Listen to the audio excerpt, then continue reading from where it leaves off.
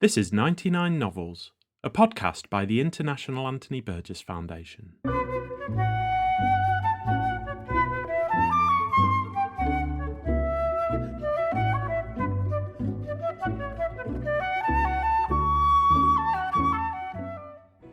In 1984, the writer Anthony Burgess selected his 99 favourite novels in English since the outbreak of the Second World War.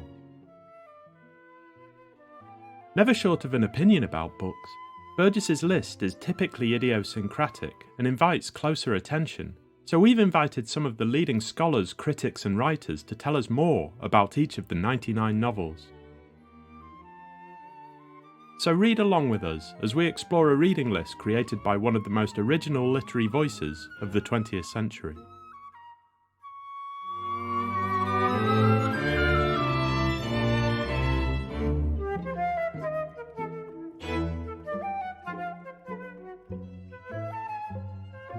In this episode, we talk to Rob Mallows, creator of the Deighton Dossier website, about Len Deighton's Bomber. Published in 1970, Bomber follows the disparate characters caught up in an Allied bombing raid on Western Germany during World War II. The story is told from many different points of view, including both British and German flight crews, and follows the assault from its preparations to its ultimately tragic conclusion. Len Deighton was born in London in 1929. He's perhaps best known for his espionage thrillers featuring his character Harry Palmer, memorably played by Micheal Caine in a series of films. Palmer first appeared in Deighton's debut novel The IPCRESS File, and went on to feature in 6 more. As well as 27 novels, Deighton has written several military histories, travelogues of London and Europe, cookbooks, and an investigation into the assassination of John F. Kennedy. Deighton is still writing at the age of 93.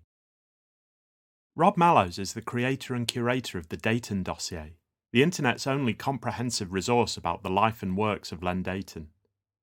It can be found at www.deightondossier.net. For more links to Rob's projects, check out the description of this episode, where you'll also find a list of all the books mentioned.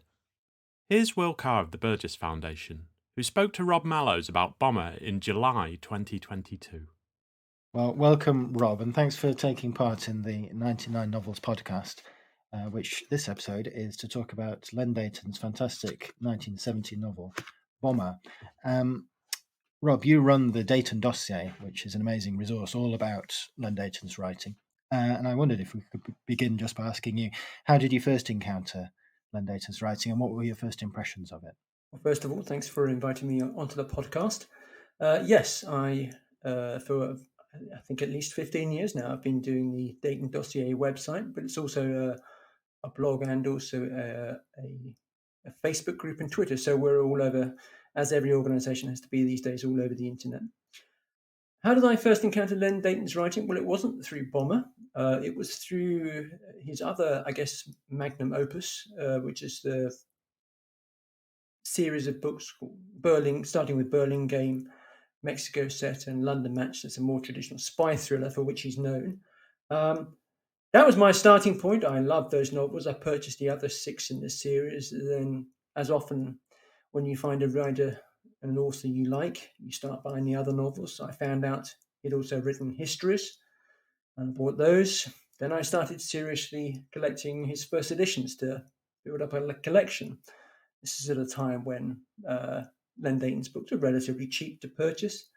I found all of his books interesting. The more I got to know about the man, it piqued my interest further. He's sort of very rare these days.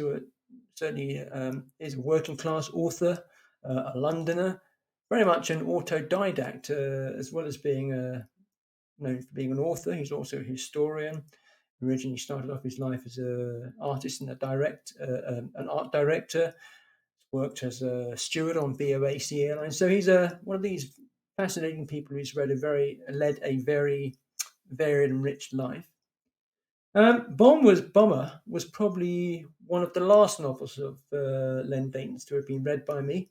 It's his longest novel, but having read it, I certainly felt it was worth the investment. To me, it's always been very much a definition of a sort of page turner. And in preparation for this podcast, I've been reading it again. It's probably been at least 10 years since I last read it. And like any good book, upon the second reading and third reading, new things come to mind, little bits of dialogue and bits of detail you may not have read before have come back to me. So it's been a pleasure actually to sort of dip back into the book again, and hopefully in our discussion we'll get a sense from what makes it a sort of a unique book for its time and why it was included in the Anthony Burgess's 99 novels for that period. So I'm looking forward to a good discussion with you. Absolutely. Well, maybe we'll start. Maybe we'll start with your rereading of Bomber then. I mean, for the clue is in the title. Perhaps it is about a bombing raid, or a fictitious bombing raid, I should say, that took place during the Second World War. But maybe, perhaps you could just take us through what happens for listeners, just in a very broad sense, and give us a sense of what readers could expect to find. Indeed. Well, you're absolutely correct. It is about a wartime bombing raid, an RAF bombing raid. What's it about? Well, interestingly, it's set on the fictional date of June the 31st. And it's using a sort of, I guess, a classic storytelling technique, which is to tell a story from start to finish of one day. It's a story of an RAF bombing raid over Germany, but it's told from multiple perspectives. And when I say multiple perspectives, I mean multiple perspectives. There are a lot of characters, a lot of locations, a lot of storylines interwoven into this book. And I think that's one of the things that any reader who reads the book ultimately will find is one of the things that makes the book what it is. There are a number of sort of key characters that we follow throughout the book. The first is Captain Sam Lambert, who's a RAF Lancaster bomber, flying his bomber, the Creaking Door. He's a sort of key British perspective, I suppose, a key British character. His German opposite number is a pilot called Victor Löwenherz, Baron Victor Löwenherz, a Junkers fighter pilot. There's also a key character on the German side called August Bach, who's a captain of a German radar unit based on the Dutch coast, who has a housekeeper and a mistress, Anna Louisa. So those are the sort of three, I suppose, the key main characters that we encounter at various points throughout the novel. But as I said, there are lots of other sub-characters, or sort of other characters, if you will, who are interwoven within each of these characters. The novel is a very even-handed perspectives between these three different locations and three different protagonists in the war. And it's actually, I suppose, one of the attractions of the book as a reader is it's quite honest and unflinching in its recognition of the realities of war, both what's the impact of human frailty and courage and fear on the protagonists, both in the planes and on the ground. But it also recognizes, I think this is the really interesting perspective in the novel, that most of the characters, not least the three sort of main protagonists, are morally flexible. They're also flawed, but also they're quite honest, and even for the German characters, quite interesting and relatable. Now, in terms of plot, as I said, it's very well constructed around basically a 24-hour period of a day. And the plot is relatively straightforward. It has a start, a beginning, and an end. It's not a particularly convoluted novel. It's quite linear in that respect because it's very much driven by the timetable of the bombing raid, so to speak. And there is a certain inevitability and a sort of slow motion car crash element to the book, because even from the start of the novel, when you are reading about RAF bombers being loaded up with high explosive bombs and discussions of targets, etc., as a reader, you already have a sense that a bombing raid is going on. So there will be tragedy, there will be violence, there will be action involved. So to some extent, this sort of a lot of it is foregrounded for the reader. But the challenge and the interesting aspect, I suppose, is that as each and every character is introduced, and as I said, there are hundreds of them, some with only a few words of dialogue, some with page and page of dialogue. What you don't know yet as a reader is while the tragedy is on the cards, who will be affected by it, how the different links between all the different characters and their lives will be worked through. So that's the sort of the I guess the challenge for the reader, but also the most exciting part for the reader is that it's really about every page. There's a new either a new character to think where do they fit within the story as the novel ensues and as the planes get into the air and the bombing raid starts. There is an element of sort of uncertainty for the reader, and that comes through very well, I think. Absolutely, yeah. It has this really this kind of driving energy. I think that it's once you get on the plane, you can't get off it, and there's really no escape. One of the challenges I found though when reading it was wondering how much weight to give to each of the characters, because Deighton's quite unsentimental about a lot of them in the end. I mean, we won't spoil the plot, but it seems to me that he doesn't shy away from removing characters from the scene. You're absolutely right. As I said, there are a lot of characters, but also as one works through the book, it's clearly established that a lot of them are, to the plot and to the narrative, they are dispensable in a way. So you're right, in a sense, from an author's perspective, having such a huge cast of characters, from a sort of a writing perspective, it requires a lot of discipline. And I know from what the author has written about the book subsequently, that this was probably his most meticulously planned novel.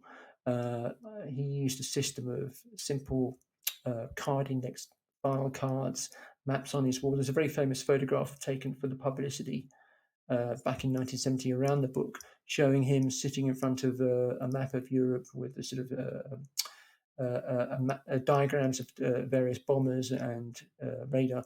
This was about a year and a half's worth of research went into this book, and also in the writing process, understanding how each of these characters, where they fit in the novel, when they come in, when they come out. It's as the author, as I said, an example of the authors putting a lot of hard work into a novel. It's a great example of that. But equally, I think the fact that at the end of the novel, as you say, a lot of these characters are expendable. But at the end of the novel, as the reader finishes the novel, and it ends on quite a sort of tragic note, as I said, without giving any details away, but it's a sad ending and a realistic ending nonetheless. There is an epilogue, which essentially in which the author talks about what happened to some of the characters who did survive, what happened after their lives. So there is a sort of recognition that war, and to use the cliche, war is hell, but equally, war is survivable, and a number of the characters he has as an author the opportunity to give them a little bit of sort of a life beyond the 24 hours under discussion in the novel.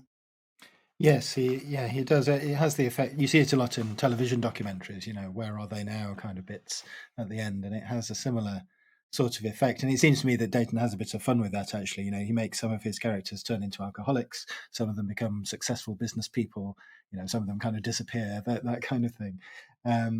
But and to me, that the overall effect seemed to be that it's to do with the arbitrary nature, really, of the war, but also of people's experience of it. Some people are just taken away and killed, whereas others, go on to live long and happy lives, and it's nothing to do with their character, with how moral or otherwise they are. Things just happen to people, and it seems I wonder if Deighton was pointing towards something about the implacable nature, really, of experience, or specifically wartime experience.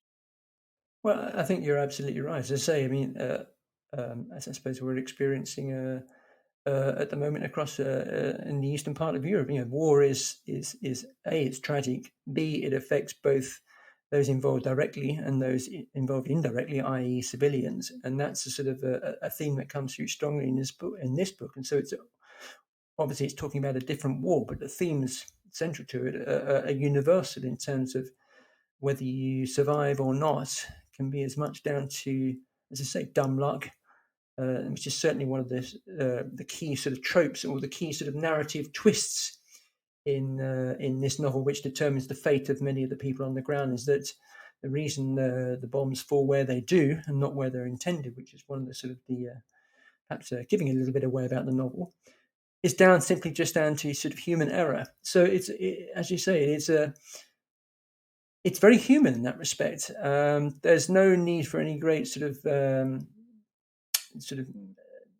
I think about sort of word Deus ex machina, but there's no sort of supernatural element to this. This is just basically about what happens when you put 600 or so bombers in the air, fly them for 3 hours towards Germany, through flak, through attacks by fighter bombers. It's a sort of recipe for chaos, and that does come across both in terms of the chaotic action that ensues throughout the novel, but also, of course, like you say, the sort of those who survive don't necessarily survive because of heroism or because of their particular skill, just because they're ultimately lucky. You mentioned Deighton's room with his map and all his research materials and all that kind of thing, and this is one of the things that the Burgess himself touches on in his recommendation for Bomber.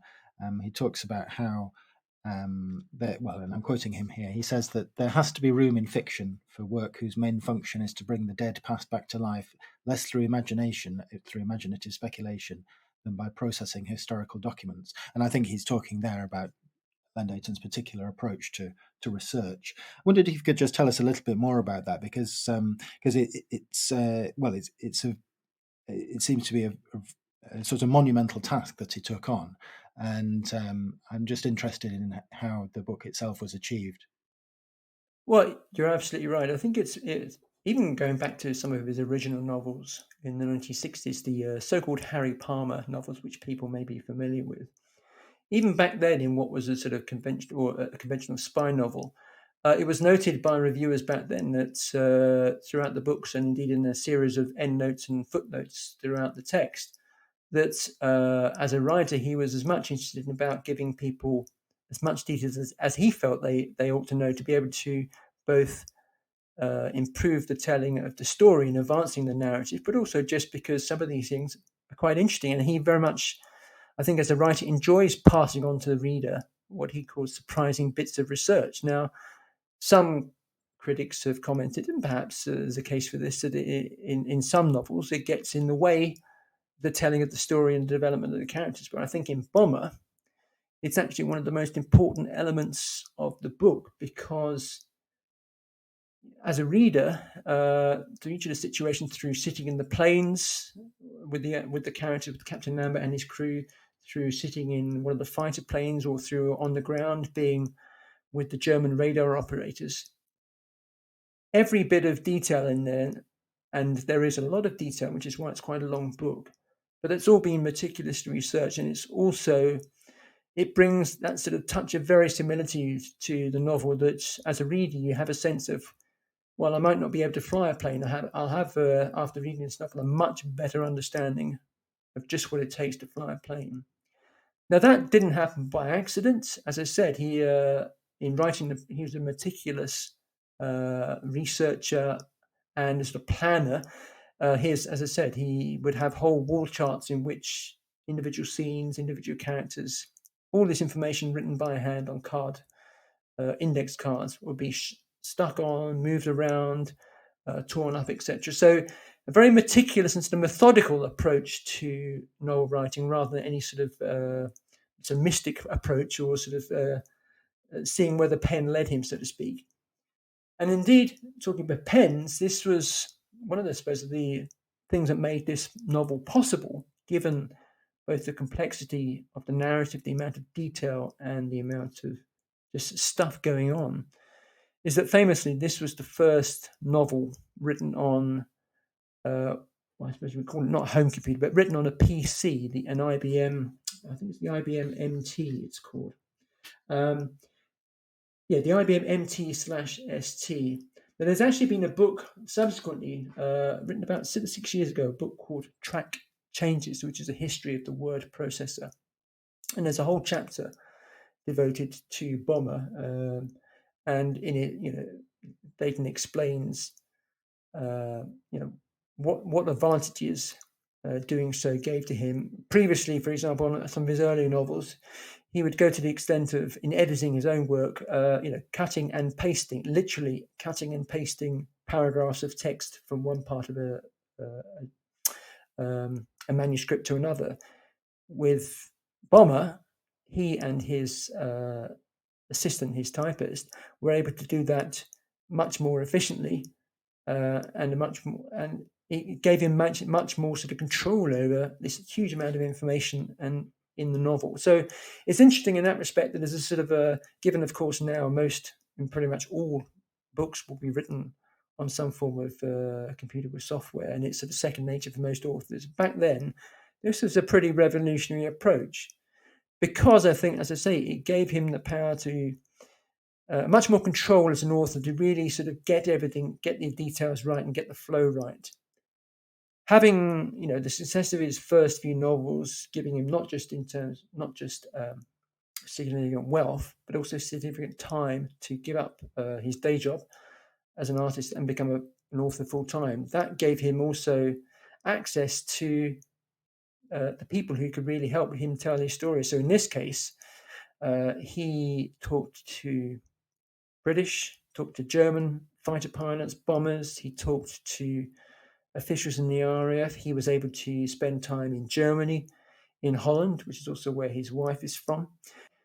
There's also quite a famous publicity photograph from the time showing Len Deighton standing in front of a Junkers bomber. Now, they don't feature in the novel because he wasn't able to get access to a Lancaster at that time. But, he actually went up in the air, flew with the bomber crew just to understand quite how bumpy, how noisy, how cramped a bomber is.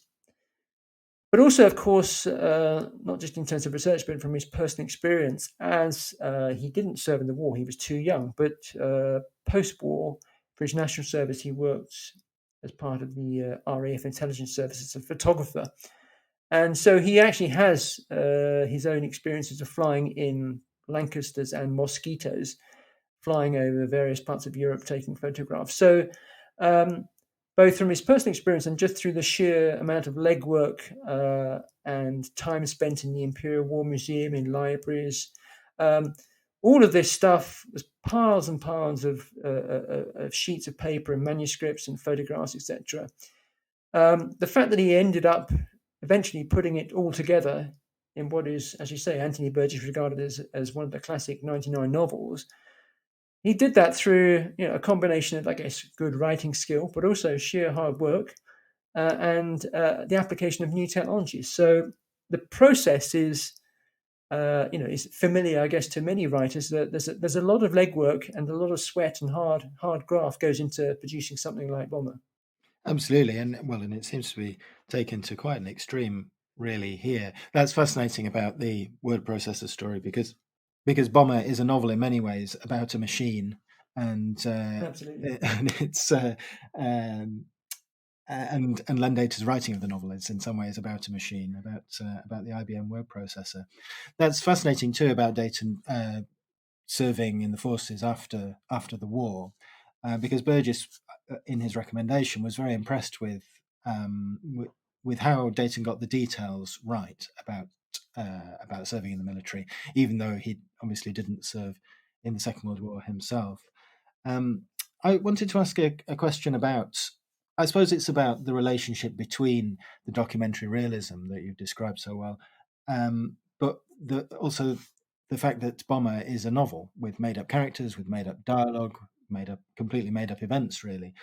And to me, this perhaps throws up an ethical question, particularly when you're writing about war and conflict. What do you think the ethics are of portraying historical events like this in fiction? And do you think Bomber could be described as an ethical book?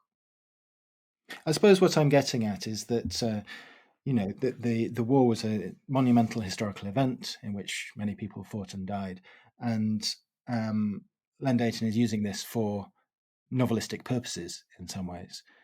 Does he have a responsibility to those people?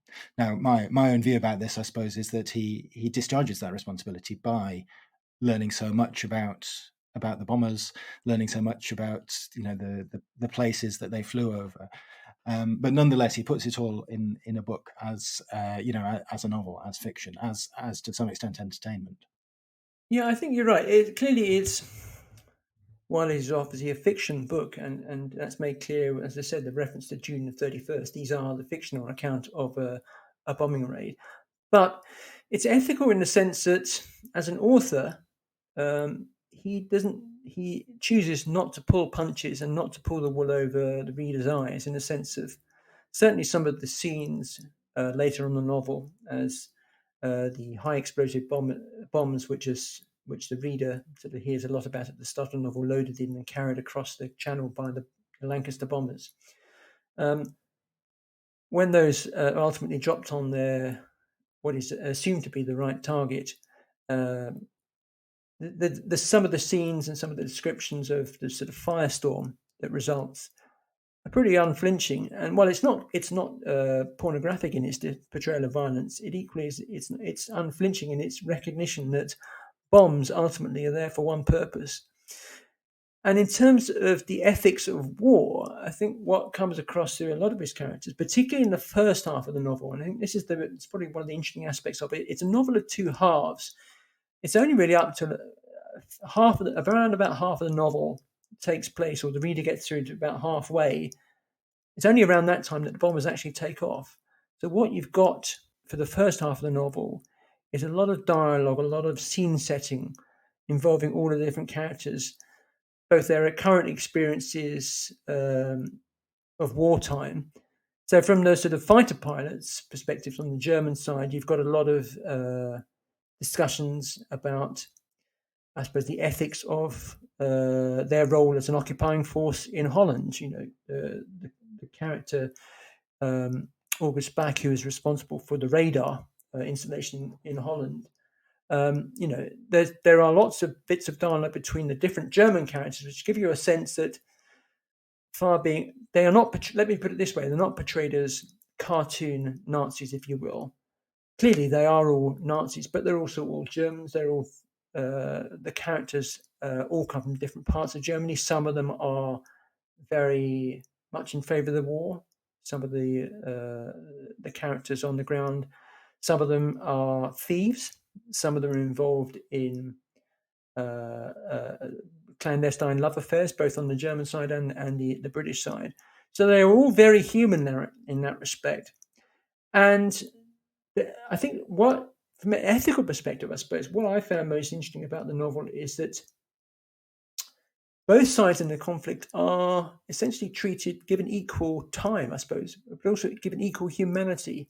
Now, in the context of a book around the Second World War, and a particular book involving Nazis and the Luftwaffe, in the 60s, given that the book was written only 26 or so years after the events in which the fictional events in which it's portrayed, but after the sort of Battle of Britain and the bombing campaign over Germany, these were memories still fresh in the minds of many people on both sides of the channel. So to write a novel in English for a largely English-speaking audience, which gives an honest portrayal both of the fact that both pilots and crew on both sides of the conflicts had an understanding that they were killing people, killing families, killing innocents on the ground.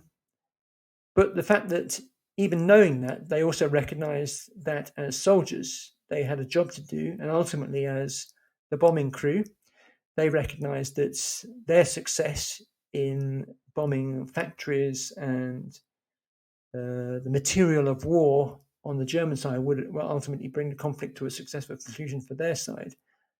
Equally, there's a recognition from the German characters in the book that while some of them may have misgivings about the war, equally they are all soldiers. They are all there to do their bit. And also, characters on all sides, as portrayed in the book, they are also demonstrate an extreme amount of bravery. So while the book doesn't seek to glamorize war, I don't think, in fact, it does the exact opposite. It seeks to de-glamorize war. It also recognizes that in war, that there is the opportunity for love, the opportunity for humour, particularly the sort of repartee in and amongst the crews on both in the bombers, but also on the ground in Germany. That those are also parts of war, as is lazing around, reading the newspaper, and thinking about writing postcards home to the family. All aspects of war are covered, not just the violent aspects of it, but ultimately, I think the fact that ultimately this is a tragedy, and a lot of the characters come to tragic ends, sometimes through no fault of their own, is a very ethical approach, because ultimately it recognizes that war is what it is. It's destructive, it's deadly, and it's very human.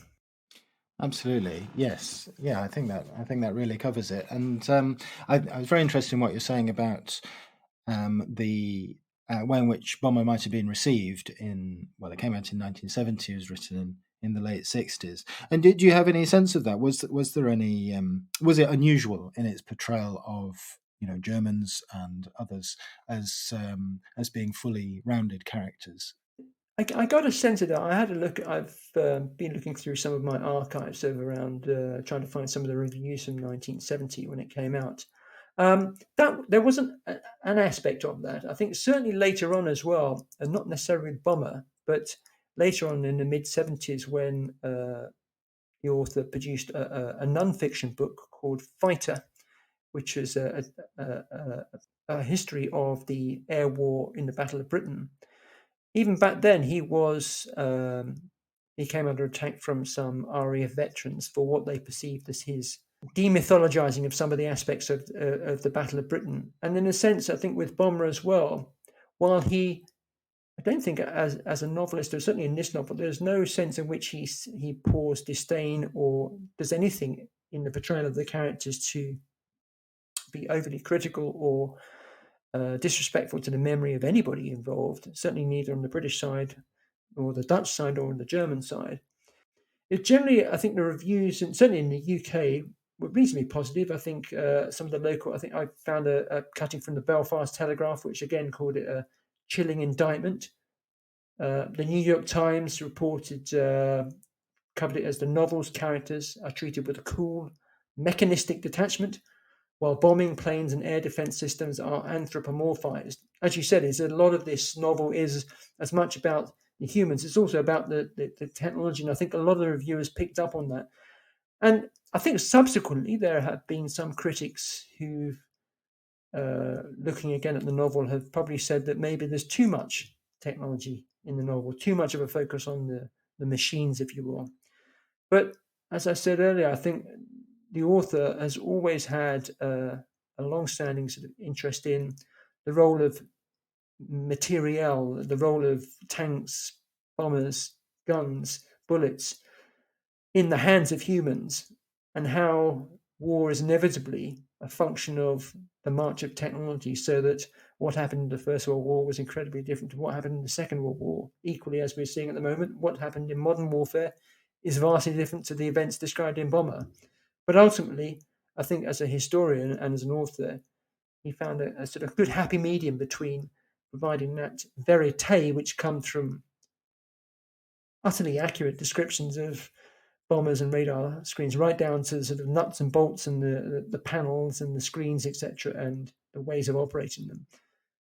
But ultimately, I suppose, like you say, the characters, while there are lots of them, and it's difficult as a reader perhaps to keep a track of all of them, through the dialogue and through the relationships that come across between them, particularly the crews of the bomber, you get a sense that these are characters that are pretty relatable. Some of them are funny. All of them are, as I say, immensely human, and they're all varied, as all of us are anyway. So in that respect, the response, I think, was recognise that he got just about right, that mixture of storytelling and fact telling. But also, I think, given that in 1970, up to that point, he'd written, I think it was 6 spy novels plus a couple of other books. One called the London Dossier, which was a sort of a tourist guide to London. Up to that point, he'd become known as a spy novelist.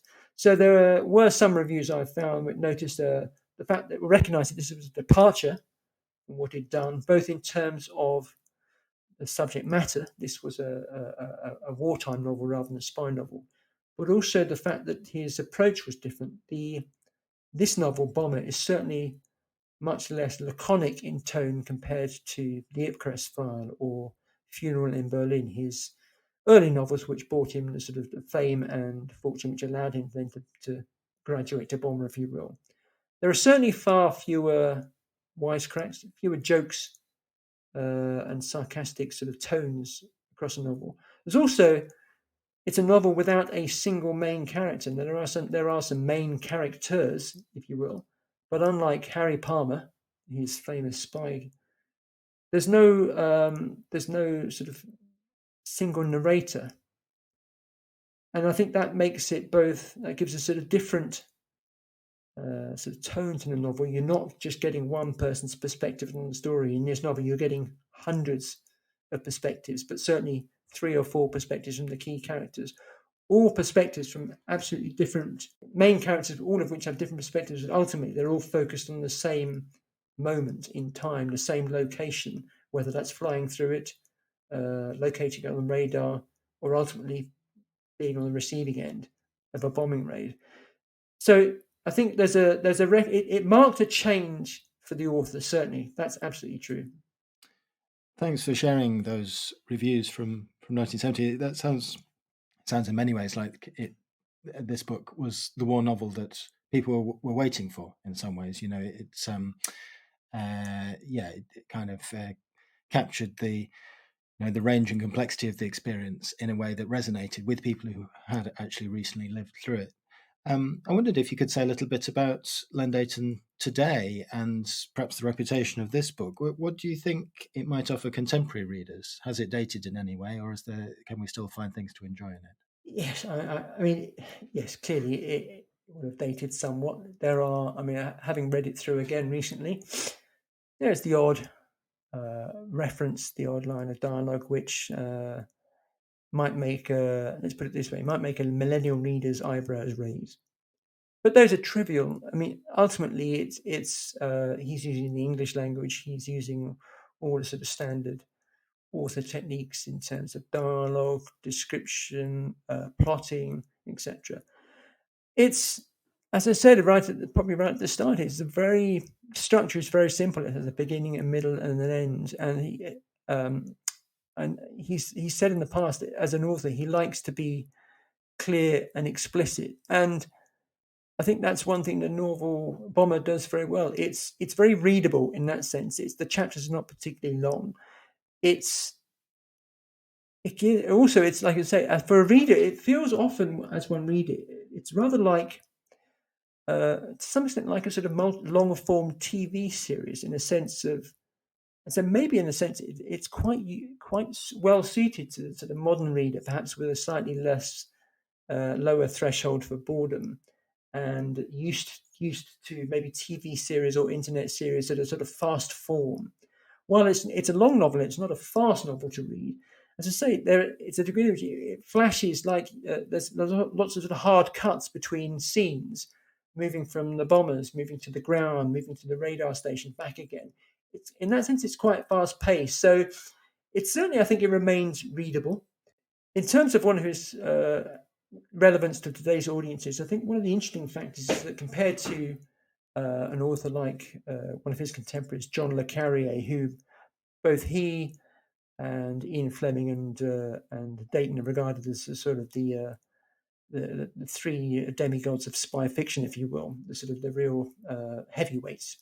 John Le Carre was writing until his death recently, last couple of years, and a lot of his novels were turned into films as well as TV series. So he had still had sort of quite a clear relevance, both with spy fiction audiences, of which there are still many readers across the world, but also with just contemporary fiction writers and fiction authors and readers. Deighton, to be fair to say, has probably in the last 10 to 15 years been something off of the cultural radar, if you will, of certainly in the UK. Now, that's not to say his books are forgotten. They are continually in print. New editions were published for his 80th birthday, and over the last 12 months, Penguin has reissued all of his novels, including Bomber, with fantastically inventive and really creative front covers by the design team at Penguin, which are, I think, some of the finest examples of paperback cover design I've seen for a long, long time. They're really great covers, and the Bomber cover is particularly good. So while he may have lost a little bit of sort of awareness in the public consciousness, as a writer, there is still demand for his books. They're still selling.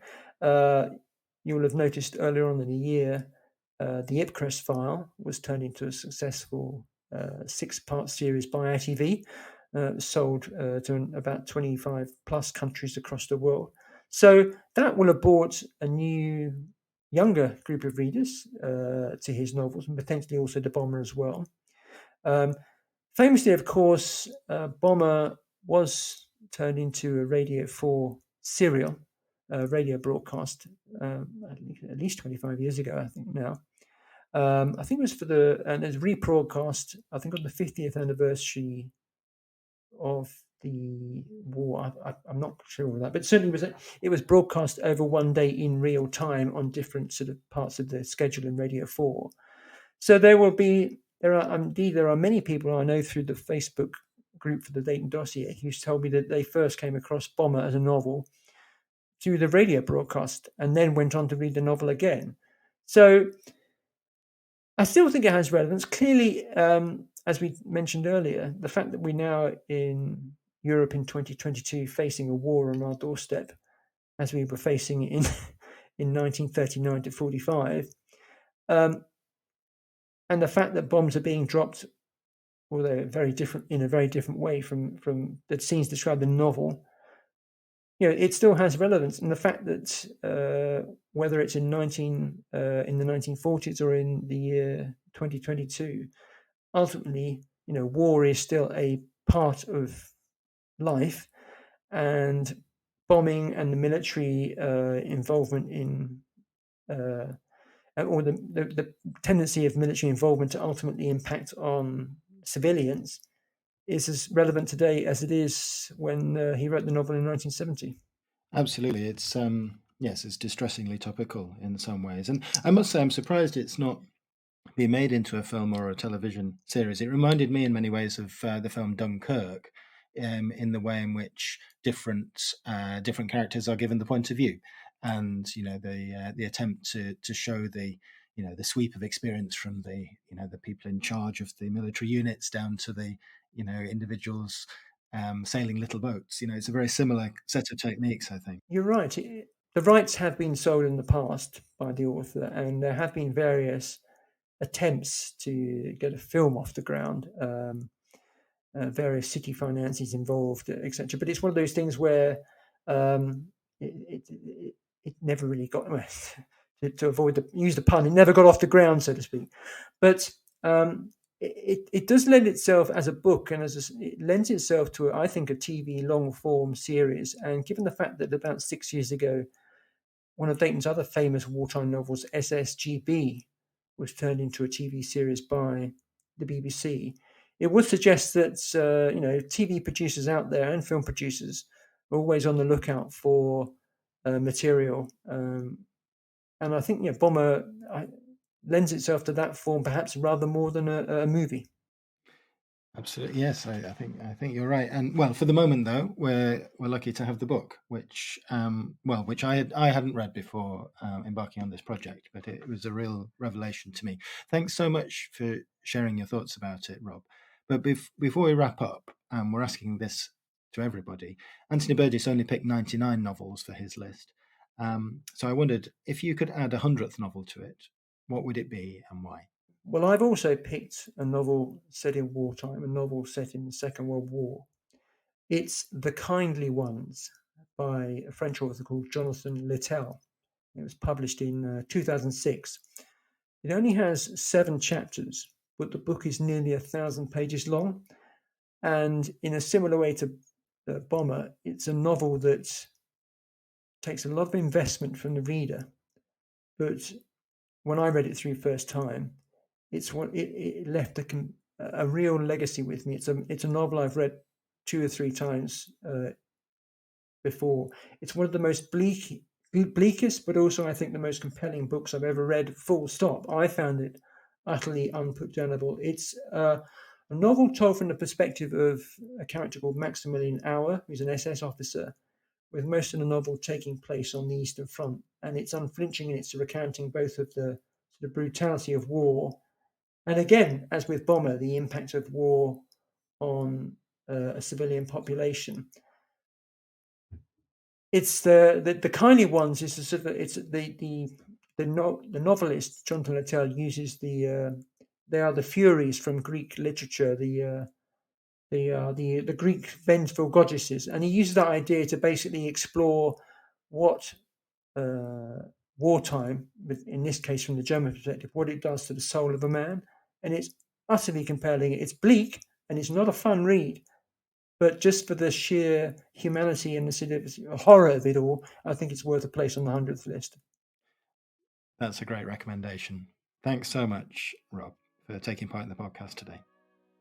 Well, I'm very, very glad to have been part, and I hope it's of interest to your listeners.